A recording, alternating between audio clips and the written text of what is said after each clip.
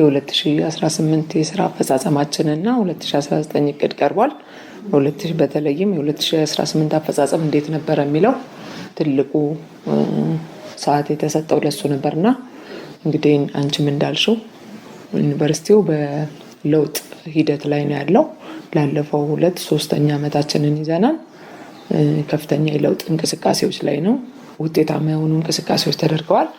በመጨረሻው ግን የሰው ሀብት መልሶ መደባው ትልቁ እና በጣም በጥንቃቄ መሰራት የነበረበት የመጨረሻው የለውጡ የመጨረሻው ስራ ነበር።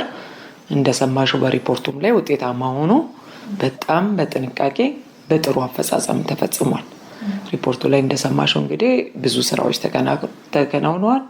ወደ 119 መካከለኛ አመራር፣ 257 መሰረታዊ አመራር እንዲሁም ወደ 6670 ሰራተኞች በቋሚነት መድቧል። ይሄ ሁሉ ሲፈጸም እንግዲህ በጣም በርካታ ድካሞች ነበሩ፣ በርካታ ስራዎች ነበሩ፣ ብዙ ሰዎች ተሳትፈውበታል። በጣም በጥንቃቄና ቀድሞ በታቀደ እንዲሁም ቀድሞ በተዘጋጀ የአፈጻጸም መመሪያና የአፈጻጸም ማዕቀፍ መሰረት ነበርና ውጤታማ ሆነን ጨርሰናል የሚለው ነገር እሱ ትልቅ የአመቱ ውጤታማ ስራ ነበር። ምናልባት ከዚህ ከሰራተኛ ድርጅት ጋር ተያይዞ በየኮሌጆች ይነሳ የነበረው ሀሳብ አንዱ የሚመጡ ባለሙያዎች ከቦታው ጋር ፊት አለማድረግ ወይም ደግሞ አዳዲስ ስልጠናዎች ገና ይፈልጉ የነበሩ አሉ። ከዛ አንጻር ቶሎ ወደ ተግባር ለመግባትና የሚፈለገውን ለውጥ ማምጣት ተግዳሮት ነው ወይ? ከዚህ አንጻር እንዴት ታየ? እንዴት ነው ሰራተኞቹን ማቃረብ ይቻላል? እንግዲህ ሰው ከለመደበት ትንሽ ቀስቀስ ሲል ብዙ ኮምፕሌኖች አሉ። ስራዎች ግን ምንም አልተደናቀፉም። እርግጥ እዚህ ጋር ሲመጣ እንዲህ ነው እንደዛ ነው የሚል እውነትም አንዳንዴም ከጀርባው ሌላ ዓላማ የታለመበት ንግግሮች ነበሩ። እውነተኛዎቹ በትሬኒንግ ነው የሚፈቱት። እንደምታውቂው መልሶ ምደባ ሲደረግ ይቅርታ በጣም ሰው ለስራው ለተመደበበት አካባቢ ብቁ እንዲሆን ወዲያውኑ ስልጠናዎች ነው የሚካሄዱት እና የእኛም ቢሮ ያንን ስልጠና በማስተባበር ከ536 ሰራተኞች በላይ ስልጠና አሰጥቷል። ይሄ ማለት ሰራተኞቹ ለስራው አዲስ ናቸው ማለት አይደለም። አንቺም ጭምር እንደተሳተፍሽበትና እንደምታውቂው ሰራተኞች ብቃታቸው በፈተና ገለልተኛ በሆኑ ፈታኞች በማይታወቁ ፈታኞች የወጣ ፈተና ተፈትነው ብቁ የሆኑት እና ከ50% በላይ ያስመዘገቡት በጽሁፍ ፈተና እንዲሁም ደግሞ በስራ ልምዳቸው 20% ትዝ ይልሽ ከነበር 20% ደግሞ በትምህርት ዝግጅታቸው ተደርጎ በጣም ብቃታቸው ሌፍት ኤንድ ራይት ታይቶ ነው የተመደቡት። እነዚህ ሰራተኞች ዝም ብሎ እንደመጣ ሰው አይችሉም አያውቁም ምናምን ብሎ ማንቋሻሽ ያው አይቻልም። ምክንያቱም ብቃታቸው ተረጋግጦ ተፈትነው ምን ብለው የመጡ ሰራተኞች ናቸው። ግን ምንድነው አንድ ሰራተኛ ከክፍል ወደ ክፍል ሲሄድ ደንበርበር ይላል። እንኳን እሱ ሹፌር እንኳን ከሚያውቀው መኪና ወደ ማያውቀው መኪና ሲሄድ ያቺን መኪና እስከሚለምዳት ድረስ ትንሽ ደንበር ማለት ሁኔታ አለ እንጂ እነዚህ ሰራተኞች የአቅም ማነስ ኖሮባቸው በትክክል የአቅም ማነስ ኖሮባቸው ያን የተባለ አይመስለኝም። ይሄ የኔ አስተያየት ነው። እንደዛ መገነዘበውና ለአካባቢው የአካባቢውን ስራ የአሰራር ሂደት የመሳሰሉትን የኃላፊዎችን ስሜት የከስተመሮቹን ሁኔታ የመረዳት ግን በአንድ ጊዜ ይፈልጋል። ሁለተኛ ስልጠና ይፈልጋል። ስልጠናውን ኦልሬዲ ጀምረነዋል፣ አናቆምም፣ እንቀጥላለን፣ እናሰለጥናቸዋለን። ለዛ ቦታ በደብቁ ናቸው እስከሚባሉ ድረስ እንከታተላቸዋለን። ሌላው ግን የ75 ዓመት ጉዞዎችን ተከትሎ የምርቃት ስራዎችም አሉና የሰው ልማት ቢሮ ከዚህ አንጻር ከሰራተኛ ድልድል ውጭ ያከናወናቸው ተግባራት ስለመስጠት እንግዲህ ትልቁ የዚህ ዓመት ስራ የሰራተኛ ድልድል ቢሆኑም ከመጀመሪያው ጀምሮ ብዙ ስራዎች እየሰራ የዩኒቨርሲቲው መዋቅር ላይ አለ። ይሄ ቢሮ መዋቅር ሲሰራ ከአጥኚ ቡድኑ ጋር በዋናነት አጥንቷል። የዩኒቨርሲቲው የሰው ሀብት እቅድ ሲጠና አለ። ወደፊት ምን ይመስላል ዛሬ የሚመጣውን ነገር የዛሬ 3 ዓመት አጥንተነዋል እና በትክክል ደግሞ በዛው በተጠናው መሰረት ነው ውጤቱንም ስናየው የሆነውና ብዙ ስራዎች ሰርተናል። ቀደም ብለን ከምታውቂው ከሰው ሀብት መደበኛ ስራዎች ያው አድካሚ ስራዎች ናቸው የነበሩት። ከነኛ መደበኛ ስራዎች ተጨማሪ ነው ይሄን ስንሰራ የነበረው።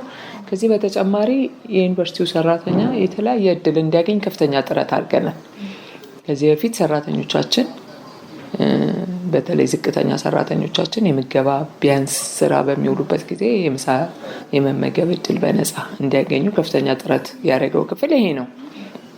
የፈቀዱት ትልቅ አስተዋጽኦ እንዳለ ሆኖ የመነሻ ሀሳቡ ግን የኛ ክፍል ሀሳብ ነው።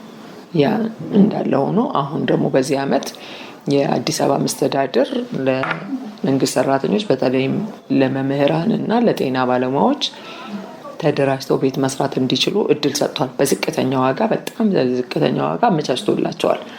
በዚህ መሰረት ክፍላችን ኢኒሼቲቭን በመውሰድ የሚያስፈልገውን ማንኛውንም ነገር ከስር ምንም ሳይጉላሉ ሰራተኞቻችን እንዲያገኙና እዛ ማህበራት ማደራጃም እየሄድን በአካል ሰራተኞቻችን ምንም በቃ መጉላላት እንዳይደርስባቸው እርዳታ ድጋፍ እንዲደረግላቸው ከፍተኛውን አስተዋጽኦ አድርገናል እና በዛ ወቅትም ወደ 4000 በላይ ነው የምጻጻፈው የነበረውና ያን ሁሉ ለሰራተኛው ያቀድነው ስራ አይደለም፣ ድንገት የመጣ ነው። ቢሆንም ግን ሌላውን ስራ ሁሉ አቁመን የሰራተኛው ጥቅም በተለይም ደግሞ ከጥቅምም ቤት ማግኘት ትልቁ ነገር ነው ብለን ከፍተኛ ስራችንን ጊዜያችንን ሰጥተን የሰራነው ሁኔታ ነው ያለው። ከዚህ ሌላ እንደምታውቂው ያው በብዙ መመዘኛ ተመዝኖ ምደባ ያላገኘ ሰራተኛ አለ።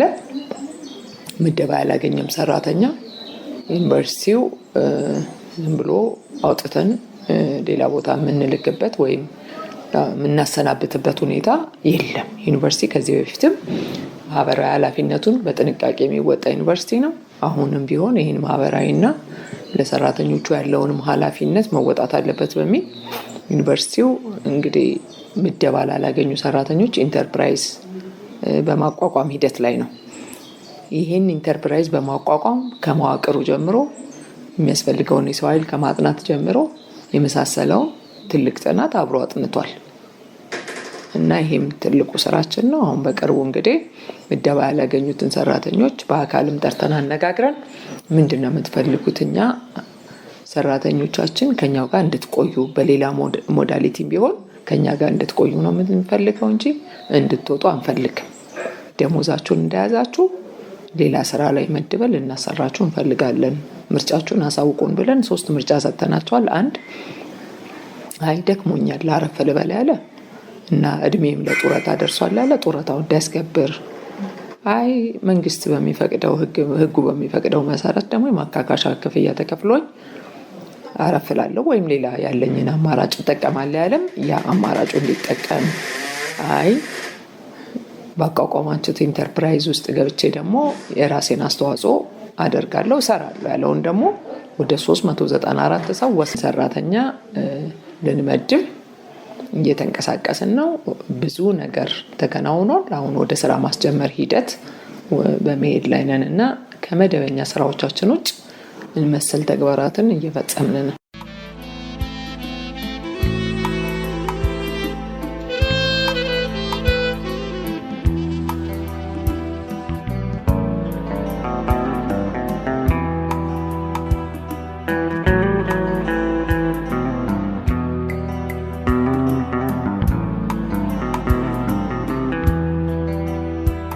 ኢትዮጵያ በዲጂታል ቴክኖሎጂ ዘርፍ በርካታ ስራዎችን እየተገበረች ትገኛለች። ይህንኑ ለማጠናከር በተለያዩ ተቋማት መካከልም የአሰራር ሂደቶች በቴክኖሎጂ የታገዙ ዲጂታል እንዲሆኑ ሰፊ ክንውኖች እየተገበሩ ይገኛሉ። የአዲስ አበባ ዩኒቨርሲቲም ይህንኑ የሀገሪቱን ተልዕኮ ተከትሎ በስሩ የሚገኙ የስራ ክፍሎች አሰራራቸውን በዲጂታል እንዲያዘምኑ የሚተገበሩ ስራዎች ሰፊውን ድርሻ ይይዛሉ። ከዚህ መካከል የዩኒቨርሲቲው የሰው ሀብት ልማት አስተዳደር አገልግሎቶቹን በቴክኖሎጂ የታገዘ በማድረግም ስኬታማ ስራዎች ማከናወን መቻሉ ተገልጿል። ቀልጣፋና ዘመናዊ አሰራሮችን ለመተግበር በዲጂታል ቴክኖሎጂ የታገዙ አሰራሮች ላይ ትኩረት እያደረገ ይገኛል። ይህንን ያሉት የዩኒቨርሲቲው የሰው ሀብት ልማት ቢሮ ኃላፊ ወይዘሮ ፀሐይ የማነ በተጠናቀቀው በጀት ዓመት አሰራሮችን በቴክኖሎጂ በማዘመን የላቀ አገልግሎት ለመስጠት ተችሏል። በተለይም ሲቪል ሰርቪስ ያመጣውን የኢስሚስ አገልግሎት በመጠቀም ረገድ ዩኒቨርሲቲው የመጀመሪያዎቹ እንደነበር አስታውሰው አሁንም የሰራተኛ መረጃን በእነዚህና መሰል የዲጂታል የመረጃ አያያዝ ማዘመኑን ተናግረዋል። ከዚህ ባለፈ ዩኒቨርሲቲው ኢኒሼቲቭን ወስዶ የሰራተኞችን መታወቂያ ዲጂታላይዝ ማድረግና የሰራተኞች መቆጣጠሪያን በቴክኖሎጂ የታገዘ እንዲሆን ማስቻሉን ጠቅሰዋል። ይህም የሰራተኞች ቁጥጥርና የተበታተኑ መረጃዎችን በአንድ ቋት ለማግኘት እንደሚያግዝ ነው ያስረዱት። ኃላፊዋ አያይዘውም አሁን ላይ እየተተገበረ የሚገኘው የቴክኖሎጂ አሰራር የተሻለ ለውጥ ቢታይበትም አመርቂ ውጤት እንዲያስመዘግብ ግን ሙሉ በሙሉ ከእጅ ንክኪ የራቀ ወረቀት አልባ ፈጣንና ቀልጣፋ ስርዓትን መዘርጋት ይገባል ብለዋል። ይህ እንዲተገበርም የሰው ሀብት አስተዳደር ሲስተም በዩኒቨርሲቲው አይሲቲ አሊያም ደግሞ በሌላ ወገን ተግባር ላይ እንዲውል ለማስቻል ለሚመለከተው አካል ጥሪ ማቅረባቸውንም አያይዘው ገልጸዋል።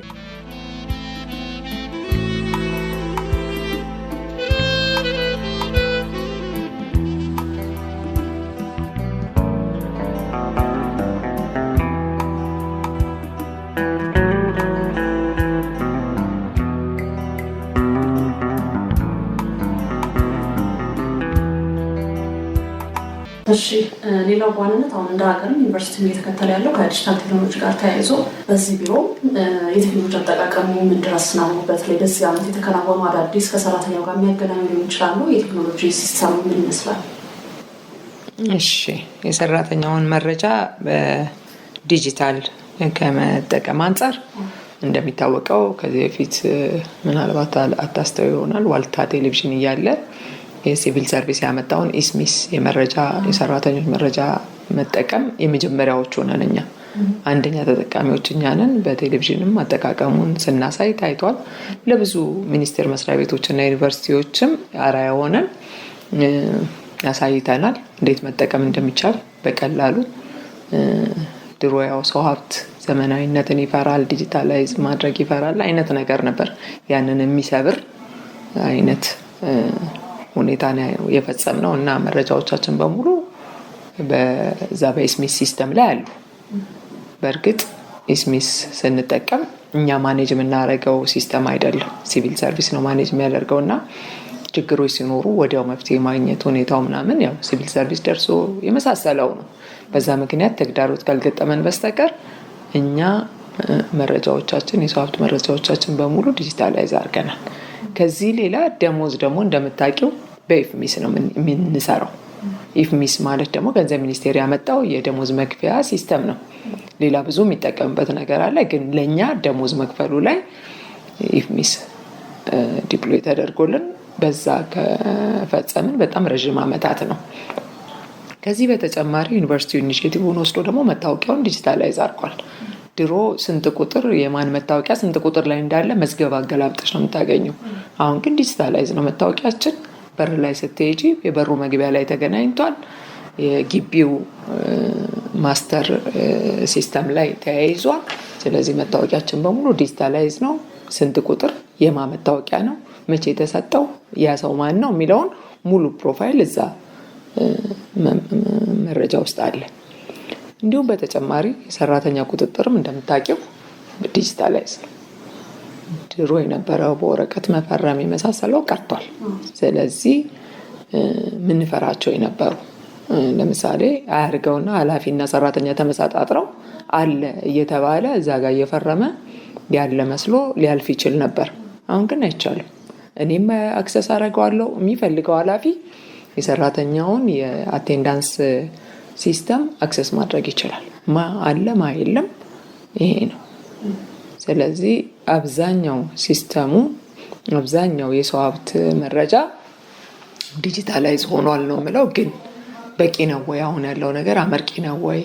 ምንም የወረቀት እንትን የላችሁም ወይ ካልሽ አይደለም። አሁን የምንጠቀማቸው ወረቀቶች አሉ፣ የምንጠቀመው ማኑዋል ነገሮች አሉ እና የኛ ፍላጎት ምንም ፔፐርለስ የሆነ ሰርቪስ እንድንሰጥ ሰራተኛ እዛው ቢሮ ሆኖ ሰርቪሱን እንዲያገኝ፣ አይዘር ደግሞ በቃ አንድ ቦታ ብቻ መጥቶ በአንድ ጊዜ ሰርቪሱን አግኝቶ ወደ ስራው የሚመለስበት ሁኔታ ነው የምንፈልገው እና ይሄን ሊያሳካ የሚችል በጣም ሰፋ ያለ የሰው ሀብት ማኔጅመንት ኢንፎርሜሽን ሲስተም እንዲኖረን ጥያቄ አቅርበናልና የዩኒቨርሲቲያችን አይሲቲ ቢሮ በራሱ አቅም ካለማለን እሳየው፣ ካልሆነም ደግሞ ለሶስተኛ ወገን ሰጥቶ ሙሉ የሆነ ምንም ፔፐርለስ የሆነ ሰርቪስ እስከሚሆን ድረስ የሰው ሀብታችን ዲጂታላይዝ እንዲሆን እንፈልጋለን። ዛሬም ግን በቻልነው አቅም ዋና የሚባሉትን ነገሮች ዲጂታላይዝ አድርገናል። ጥሩ። እንግዲህ በእነዚህ ሁሉ አፈጻጸሞች የሚያጋጥሙ ችግሮች ይኖራሉና የተወሰዱ መፍትሄ አቅጣጫዎችን እንደዛው እንዳሉ ሆነው ምን ችግሮች አጋጠሙ? ለእነሱ የተወሰዱ መፍትሄ አቅጣጫዎች ምን ይመስላሉ? የሚሉትን ደግሞ እናንሳ። እሺ፣ እንግዲህ ስራዎች ሲሰሩ ያው ተግዳሮት አለ። ተግዳሮት በእርግጥ ራሱ የመፍትሄ አቅጣጫ ስለሆነ እንደ መጥፎ ነገር አንወስደውም። ምክንያቱም ተግዳሮት ሲኖር ነው ሁልጊዜ ሀሳብና የመፍትሄ ሀሳብ የሚመጣው። ስለዚህ ተግዳሮቶቻችን የተወሰኑ አሉ። አንደኛው በዚህ በመልሶ ምደባ ወቅት በተለይ የፋሲሊቲ ስራ የቤዚክ ሰርቪስ ላይ ያሉ የእጅ ባለሙያዎችን፣ የቧንቧ ሰራተኛ፣ ኤሌክትሪክ፣ አናጺ፣ ግንበኛ የመሳሰሉ ጠራቢ የሚባሉ ስራዎች አሉ። እዛ ስራ ላይ የነበሩን ሰራተኞች በሙሉም ባይሆን በጣም አብዛኛው ከዩኒቨርሲቲው ካጠናው የሰው ኃይል ወይም ፍላጎት ጋር ለዛ ስራ የሚያስፈልገው ተፈላጊ ችሎታ ጋር ትንሽ ያልተመጣጠነ ሆኖ አግኝተነዋል። ሰራተኞቹ አብዛኞቹ በልምድ የሚሰሩና የትምህርት ዝግጅታቸው ትንሽ እዛ ጋር የማይመጣጠን ሆኖ አግኝተነዋል። ግን አንዴ የወጣ ተፈላጊ ችሎታ ነው።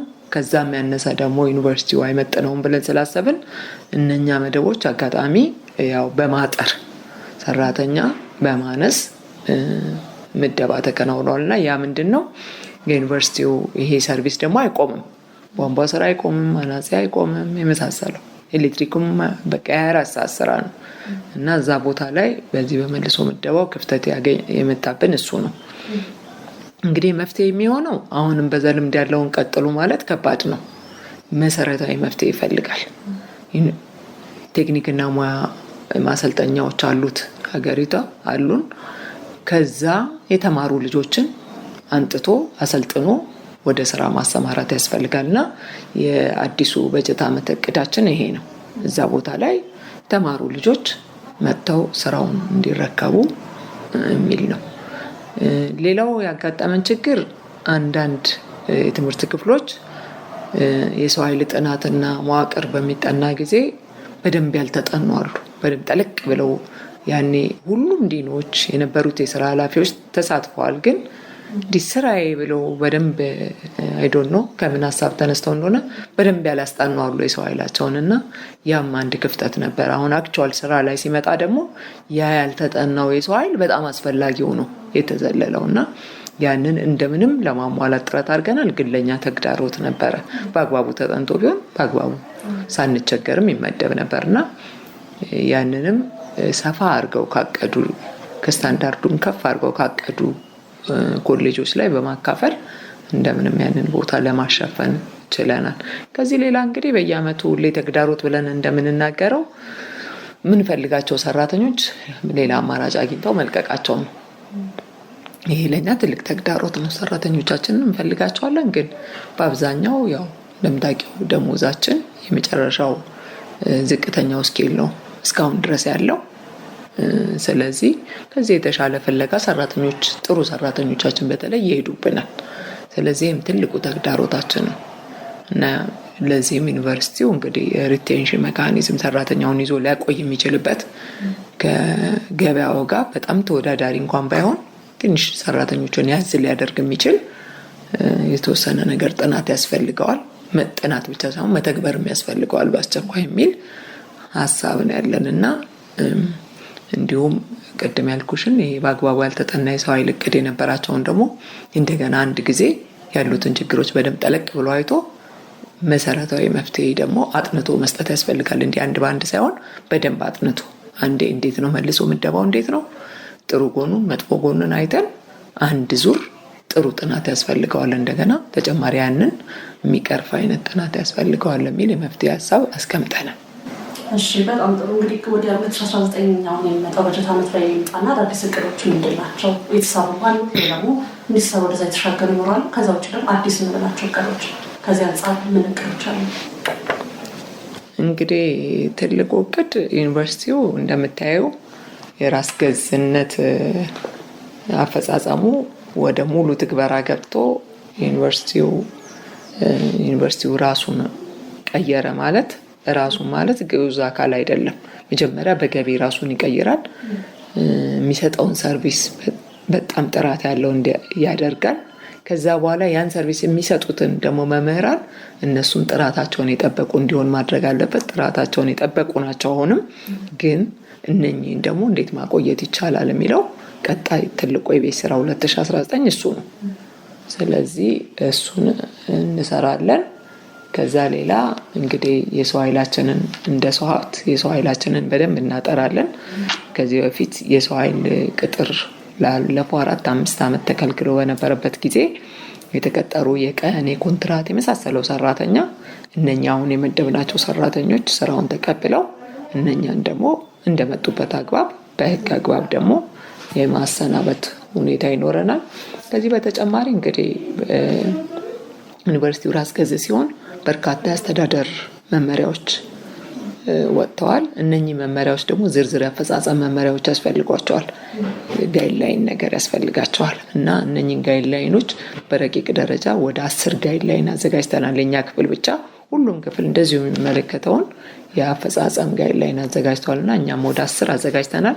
እነኚህን 10 ጋይድላይኖች በደንብ ወደ መሬት አውርደን ጸድቆ ስራዎች በግልጽ እንዴት መሄድ እንዳለባቸው ፕሮሰሶችን ሁሉ የሚያሳዩ ናቸው። እነኚህ ጋይድላይኖች ያንን ለመተግበር ነው የምናስበው።